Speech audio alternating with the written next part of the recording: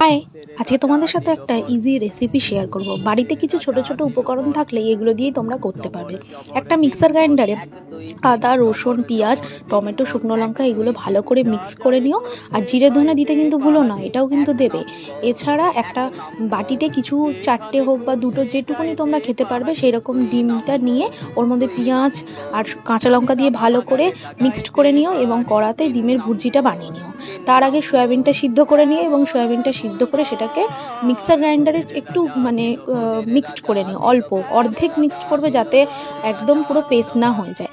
কড়াতে তেল দেবে, দিয়ে গোটা গরম মশলা একটু দিয়ে ভালো করে ফোড়ন দেবে, জিরেও দেবে, দিয়ে ভালো করে ওই পেস্টটা দিয়ে কষা পরে ওই সয়াবিনের টুকরোগুলো দিয়ে দেবে। এছাড়া নুন, হলুদ, সামান্য চিনি আর তারপরে ডিমটা দিয়ে ভালো করে নাড়িয়ে নেবে এবং লাস্টে একটু গরম মশলা আর কাসুরি মেথি দিয়ে গরম গরম পরিবেশন করো ডিমের ভর্তা।